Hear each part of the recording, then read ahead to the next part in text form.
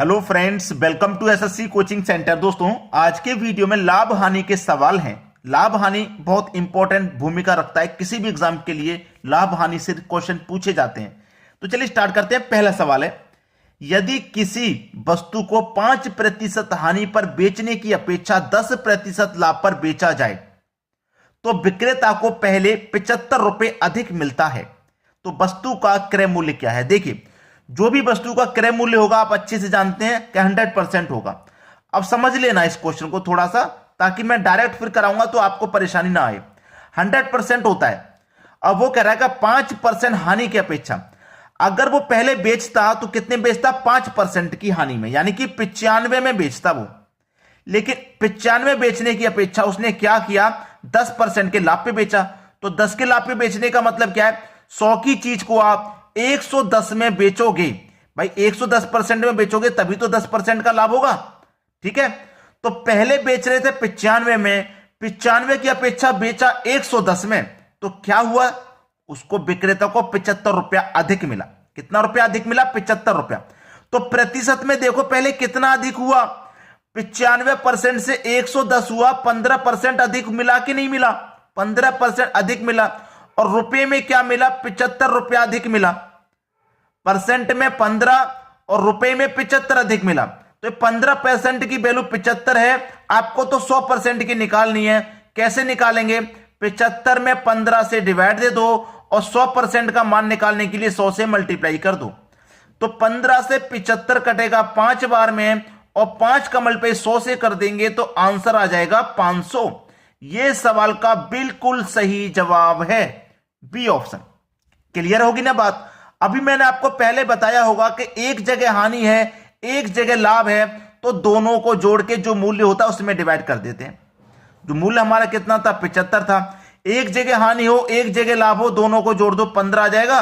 और 100% का मान निकालने के लिए 100 से मल्टीप्लाई, 15 25 75, 5 का 100 में मल्टीप्लाई कर दिया, 500 आ गया। आ गया कि नहीं आ गया?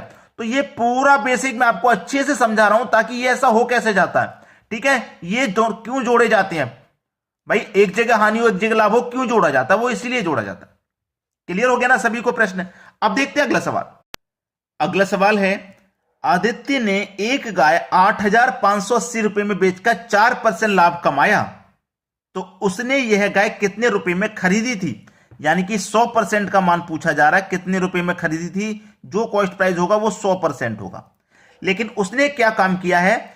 4% में बेचा है, 4% के लाभ पे। भाई 100 की चीज को आप 4% के लाभ पे बेचोगे, 100 की चीज को आप 4% के लाभ पे बेचोगे, यानी कि 100 में 4 जोड़ के बेचोगे, तो 104% में बेचोगे कि नहीं बेचोगे? तो बेच कितने में रहे? 104% में। और रुपए में कितने बेच रहे हैं? 8,580 रुपया में। यानी कि 104% की वैल्यू 8,580 रुपया है।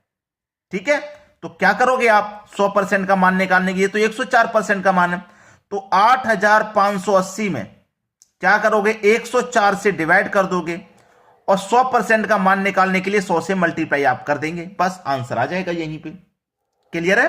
चलिए, 4 से इसको मैं कटाऊंगा 26 बार में कटेगा, और 4 से इसको मैं कटाऊंगा 25 बार में कटेगा।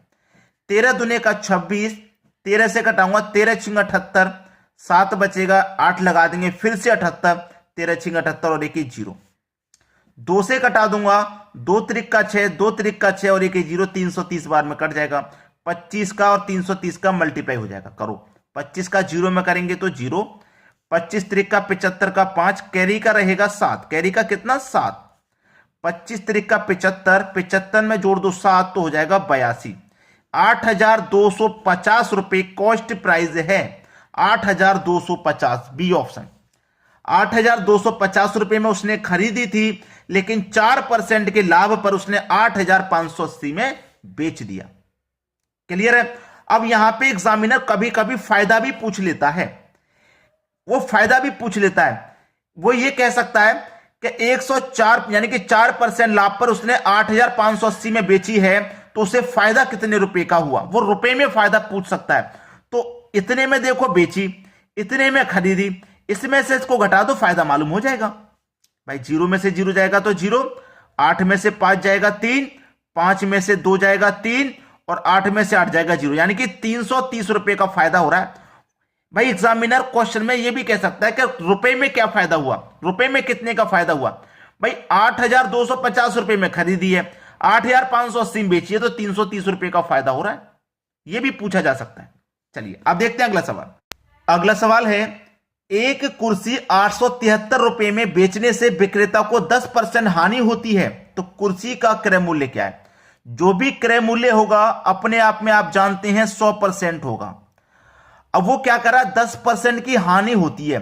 873 रुपए में बेचा तो 10% की हानि, इसका मतलब उसने क्या किया, 10% की हानि पर बेचा। 10% की हानि पर बेचने का मतलब है उसने 90% में बेचा। 100% की चीज को उसने 10 की हानि में बेचा, मतलब 90% में बेचा। और रुपए में कितना बेचा, 873 रुपए में बेच रहा है। भाई 90% की वैल्यू 873 है, परसेंट में 90% में बेचा है और रुपए में 873 में, तो 90% की वैल्यू 873।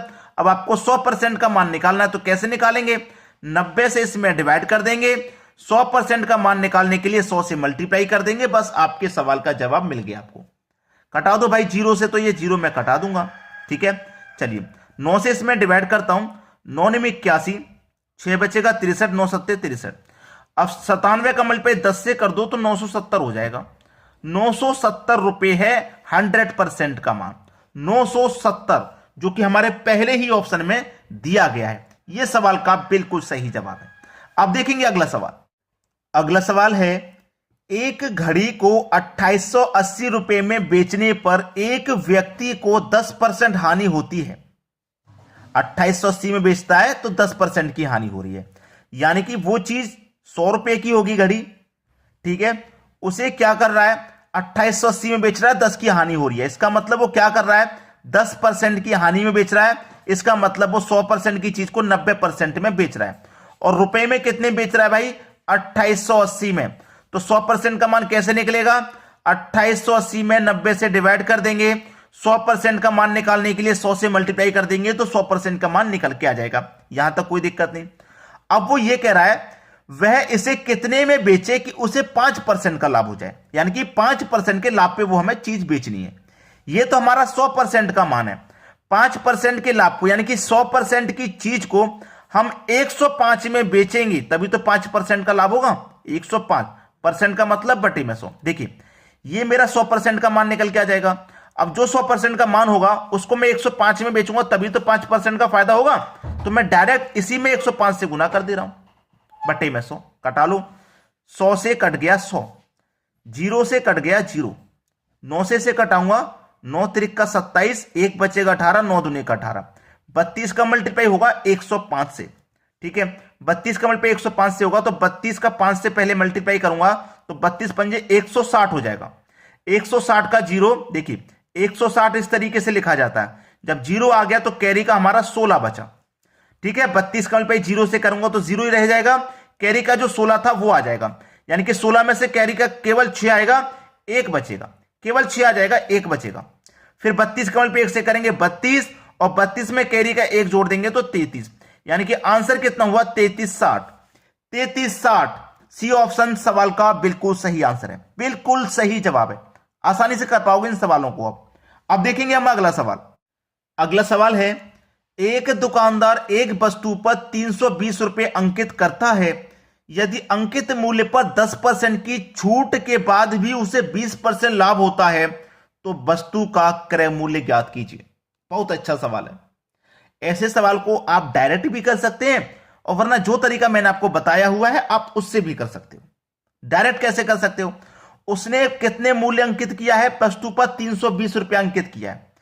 अब 320 अंकित किया है ना, तो वो क्या कर रहा है, 10 की छूट दे रहा है अंकित मूल्य पर। इस अंकित मूल्य पर 10 की छूट दे रहा है, तो 10 की छूट दे रहा है, इसका मतलब वो 90% में बेचेगा। परसेंट का मतलब बटे में 100। 320 रुपए अंकित किए हैं, 10 की उसने छूट दी। भाई ये 100% का मान दिखा रहा है कि 320 रुपए 100% का मान है।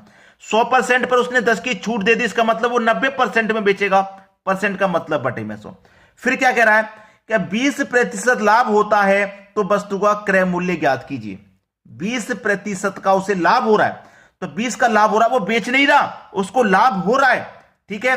तो बटे में आएगा 120, लाभ हो रहा है, बेच नहीं रहा, बेचेगा तो ऊपर आएगा, उसे लाभ हो रहा है तो हमें क्रय मूल्य पता करना है। सवाल यही खत्म। 100 से ये 100 कटा दो, 0 से ये 0 कटा दो, ठीक है। चलिए 3 त्रिका 9, 3 चौके 12, 4 अट्ठे 32 और 1 0, 80 का मल्टीप्लाई 3 से कर दो 240। आपका आंसर आ गया 240 रुपए। क्रय मूल्य ज्ञात करना था, 240 रुपए क्रय मूल्य। पहला ऑप्शन सवाल का बिल्कुल सही आंसर। क्या कर पाओगे या नहीं कर पाओगे? अगर इस तरीके का सवाल, ये मैं आपको शॉर्ट तरीका बता देता हूं ताकि आप एग्जाम में जब करो तो शॉर्ट तरीके से तुरंत आंसर निकाल के अपना टिक कर दो। ये शॉर्ट तरीका बहुत जरूरी है आपको सीखना। प्रैक्टिस पे आधारित होती है सारी चीजें। आपकी प्रैक्टिस कैसी है, आपने एक सवाल को कितनी बार सॉल्व करके देखा है। बहुत सारे बच्चे ऐसे हैं कि एक ही बुक को 15-15, 16-16 बार क्लियर कर चुके हैं। कोई बुक है, बहुत से लोग किसी बुक से कर, कोई आर एस अग्रवाल की बुक से करता है, कोई एच डी यादव की बुक से तैयारी कर रहा है। अब कोई व्यक्ति है जो आर एस अग्रवाल की बुक से तैयारी कर रहा है, आर एस अग्रवाल। अब बुक है, एक बार पढ़ ली, पूरी खत्म कर दिया, पूरा मैथ एक बार पढ़ के। तो बहुत सारे बच्चे तो यहीं पे रुक जाते हैं, यहीं पे अपना स्टॉप लगा देते हैं कि मैंने पूरी बुक पढ़ ली, पूरी बुक पढ़ ली। गलत करते हो आप। पढ़ ली आपने, पूरी बुक खत्म कर दी, फिर से पहले चैप्टर से फिर से उसे खत्म करो लास्ट तक, फिर पहले चैप्टर से स्टार्ट करो, फिर लास्ट चैप्टर तक खत्म करो। बहुत सारे बच्चे हैं, मेरे पास भी यहां बहुत सारे बच्चे रहते हैं जो इस आर एस अग्रवाल की बुक को 15-15, 16-16 बार खत्म कर चुके हैं। खत्म हो जाती है, 2 दिन का रेस्ट लेते हैं, फिर से पहले चैप्टर से स्टार्ट हो जाते हैं वो करना, फिर से पहले चैप्टर से स्टार्ट हो जाते हैं करना। इससे आपकी प्रैक्टिस अच्छी हो जाएगी।